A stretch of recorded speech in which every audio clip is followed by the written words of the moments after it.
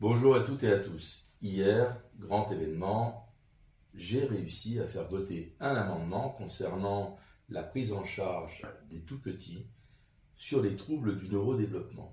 Donc, il y avait une avancée, certes, qui avançait la détection à 18 mois.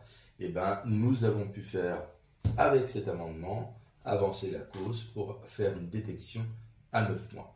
Donc c'est une avancée, mais c'est pas fini. Le texte va repasser au Sénat. Il y aura encore des combats à mener.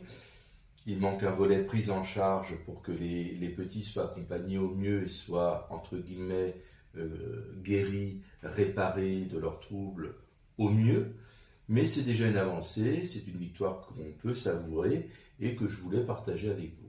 Chef de file sur cette proposition de loi, vous pouvez retrouver mes deux interventions, la discussion générale et l'explication de vote. Je vous laisse regarder ça.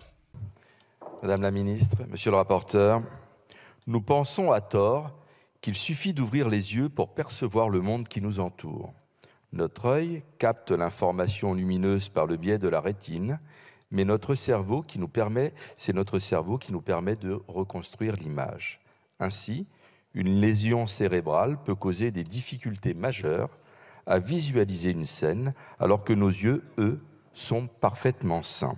On parle dans ce cas-là de troubles neurovisuels. Ces troubles empêchent de détecter, de reconnaître ou de localiser dans l'espace les objets et les visages qui nous entourent.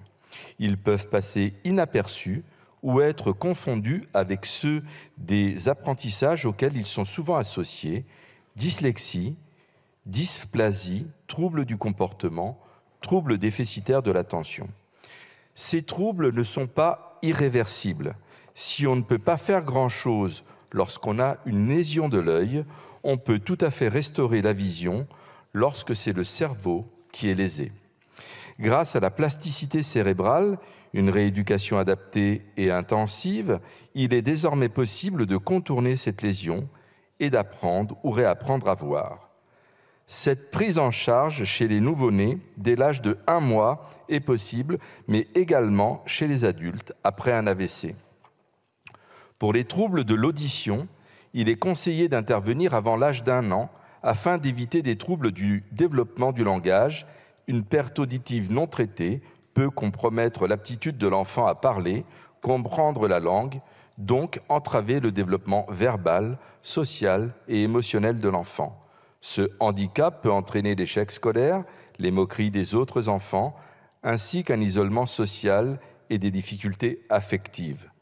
Une jaunisse ou un manque d'oxygénation suffisant du cerveau peut entraîner des dommages à ce dernier. Les prématurés sont donc des enfants à suivre particulièrement, car ils ont plus manqué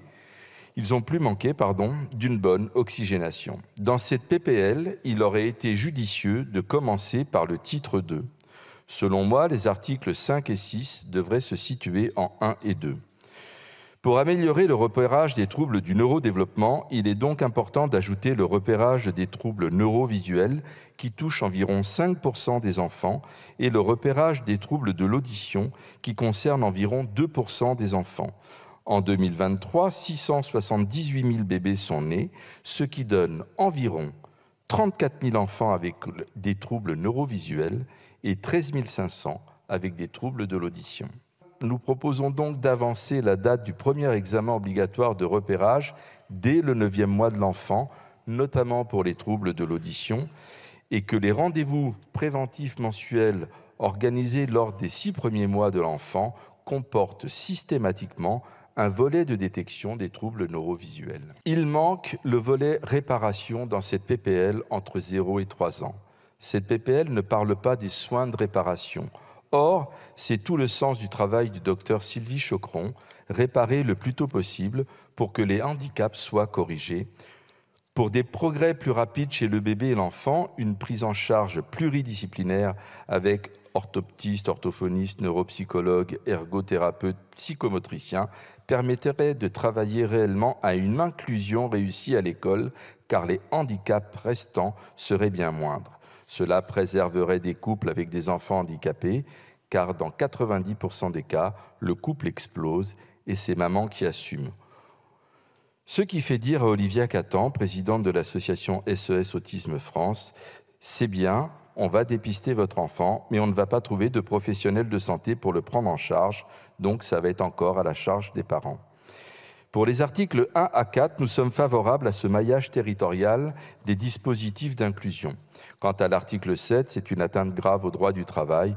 Nous considérons que l'introduction de ces dérogations dans le droit commun constitue une dérive majeure qui pourrait se voir étendue à d'autres dispositifs et d'autres secteurs d'activité.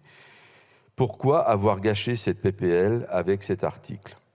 Notre vote dépendra de la date des premiers examens de repérage. Il gagnerait à être généralisé le plus tôt possible afin de faire du moment scolaire celui d'une réelle inclusion.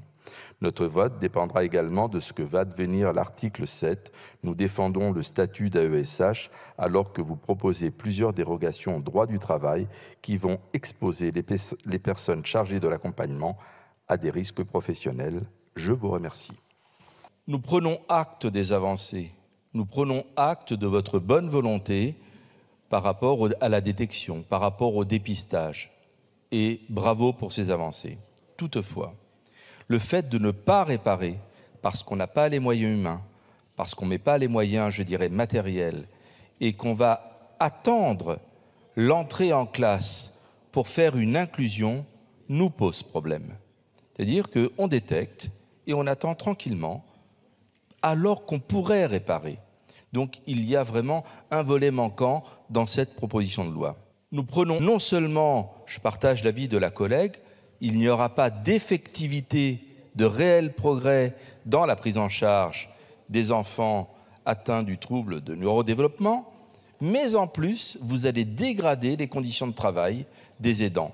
Et pour nous, c'est une ligne rouge qui n'est pas acceptable. On rappelle que faire 144 heures d'affilée, sans pause, avoir des gens qui ne peuvent pas s'occuper à leur tour de leurs enfants chez eux, pour nous, c'est une ligne rouge qu'on ne peut pas franchir. Donc voilà, nous abstiendrons parce qu'on ne peut pas voter contre, il y a des progrès, mais on ne peut pas accepter les conditions de l'article 7. Voilà, je vous dis à bientôt. Au revoir.